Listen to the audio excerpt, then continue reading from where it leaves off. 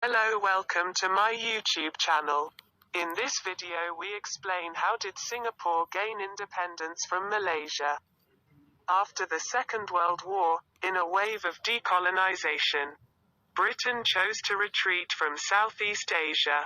On the 15th of March 1946, Prime Minister Airdrie reluctantly declared that it is not possible to apply the formulas of the past to the present situation, and that the situation in 1946 is not the situation in 1920. 1930 The situation in 1946 is not the situation in 1920, 1930 or even 1942. On the one hand, the British centralized the administration of the pre-war scattered Straits colonies, the Malay Federation and the Malay states on the Malay Peninsula to form the Federation of Malaya. After a 12-year process of decolonization, Malaya was declared independent on the 31st of August 1957. Singapore, on the other hand, was carved out of the pre-war Straits colony and became a British Crown colony, gradually achieving internal self-government, separated only by the Straits of Johor. Singapore and the Malay Peninsula were a natural whole in every way, historically, politically, economically, militarily, socially and culturally, and their separation was like the heart without the body. Despite being artificially separated into two separate political units after the Second World War, the two places still maintain close ties. Proponents of the merger believed that a political merger between Singapore and Malaya would facilitate the creation of a common market in both places. Undoubtedly, Malaya was the ideal economic hinterland and sales market for Singapore's resource-poor products. However, the incorporation of a city with, at the time, over 1 million Chinese would upset the fragile racial balance in Malaya. The proportion of Chinese would rise from 37% to 42% and overtake the Malays, making it possible for Chinese parties to take power through elections and break the Malay monopoly of political power. Thus, in order to offset the Chinese demographic advantage in the Malay Peninsula, on the 27th of May 1961, the Prime Minister of Malaya, Tunku Abdul Rahman, formally proposed the Malaysian Plan, which advocated the creation of a Grand Union comprising Malaya, Singapore, Brunei, Sabah and Sarawak, hence the name Greater Malaysia, with the aim of combining the above-mentioned regions into a new and powerful economic entity. This would, on the one hand, complement each other's strengths and eliminate trade barriers and economic competition between the regions, and on the other hand, each region, especially affluent Singapore, would pay a certain amount of tax to the central government, which would cover the deficit of the failing Kuala Lumpur government. This was immediately welcomed by the Singapore government. After 2 years of negotiation and struggle, the four regions of Singapore, Malaysia, Sarawak and Sabah, Brunei eventually opted out, finally formed the Federation of Malaysia on the 16th of September 1963. However, it was not long before the honeymoon between Malaysia and Singapore was replaced by disagreements. Economic issues were first and foremost, on the one hand, for Singapore. It is extremely unreasonable for Malaya to ask us to pay 40% of our customs revenue to the central government to assist in the defense of Borneo and Sarawak, and for us not to be able to market our goods to the areas we assist. Again, according to Singapore's Prime Minister Lee Kuan Yew, without a common market, Malaysia would have lost its raison d'etre.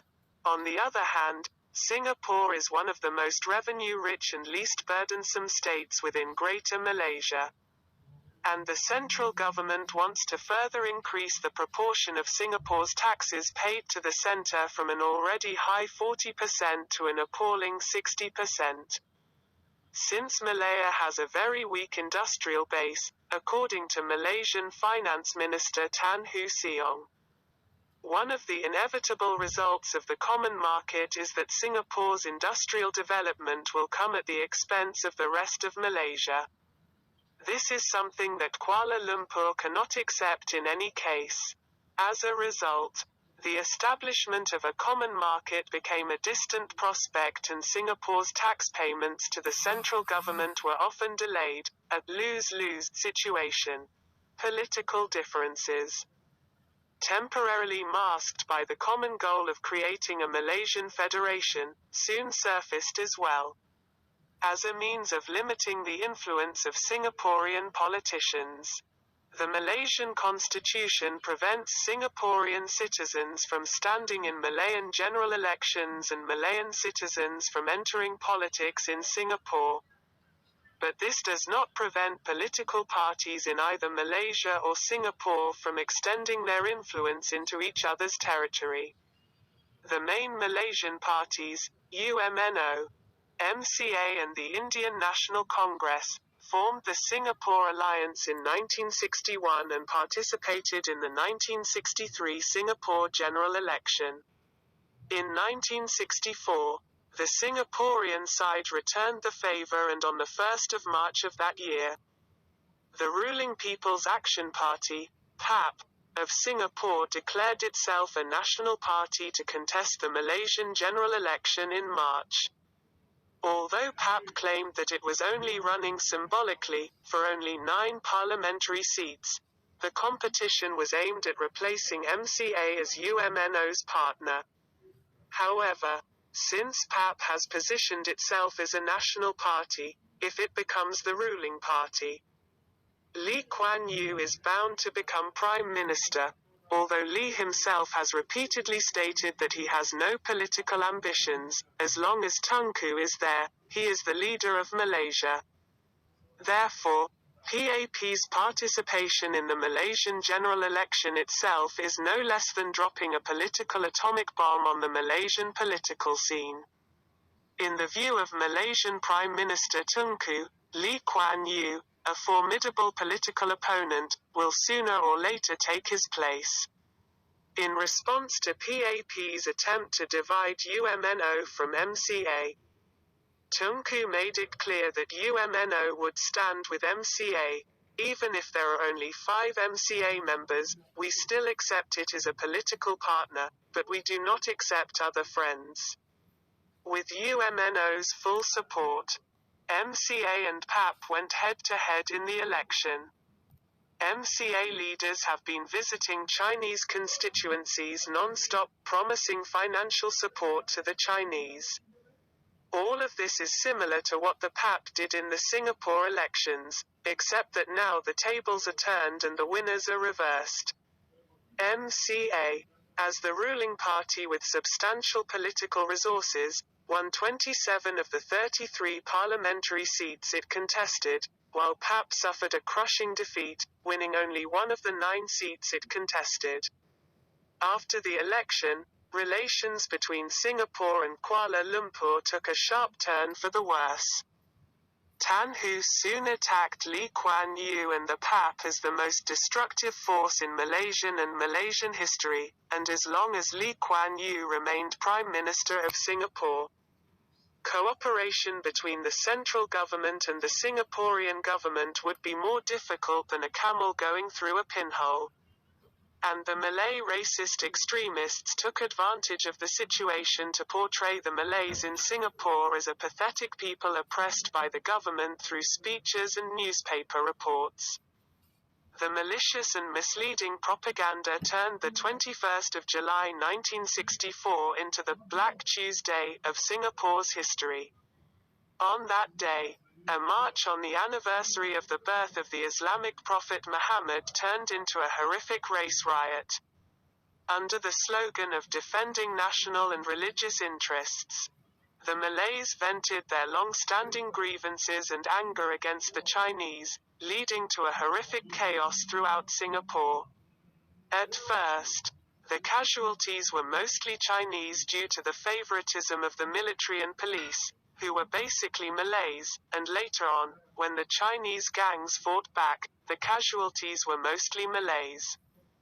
In the end, 22 people died and 461 were injured in the riot, the first racist riot in Singapore's history. The reasons for this are clear. As the Australian Deputy Commissioner in Singapore reported to Canberra that, there can be no doubt that responsibility for the riots in Singapore lies squarely with UMNO. UMNO members started a racist movement and allowed it to grow. Malay March on Black Tuesday, on the 2nd of September, Singapore witnessed a second incident of racial tension. 10 minutes later, another Chinese was attacked by two Malays as they got off a bus together. The government had to invoke the Public Safety Act and declare Singapore a danger zone. A total of 13 people were killed and 105 injured in the incident. On the 3rd of May 1965, Lee Kuan Yew's controversial speech dealt a fatal blow to the already moribund Singapore-Malay relations after the riots, destroying any last hope of reconciliation when he claimed that 1/3 of the new immigrants to the Malay community have come in the last 100 years. This is not simply talking about immigration, but highlighting the fact that none of the three races in Malaysia can be said to be more indigenous than the others. The Malay community sees this as a challenge to their Malay privilege, Malay as the national language, Islam as the national religion, and the idea of a native homeland. Radicals within UMNO even advocated the arrest of Lee Kuan Yew, inevitably leading to mass race riots breaking out across Malaysia. The British newspapers at the time already saw Lee as the leader of Malaysia's 4 million Chinese.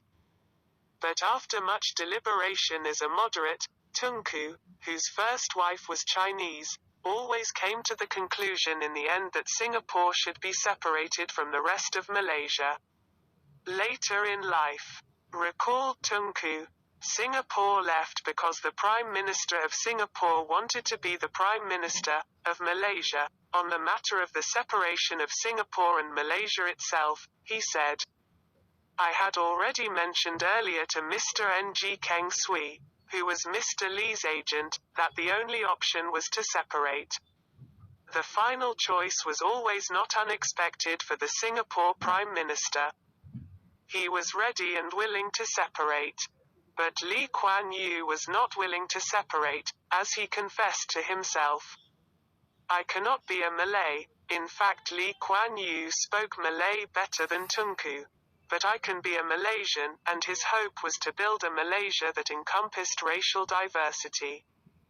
But Tunku's mind was made up. "I've made up my mind. You go your way, we'll go our way." At 10 a.m. on the 9th of August 1965, the new Malaysian Separation Bill passed a swift third reading in the Malaysian Parliament. A few hours later, the Senate passed the bill unanimously. In effect, Singapore was expelled from the Federation of Malaysia, something that Singapore's leaders were not expecting.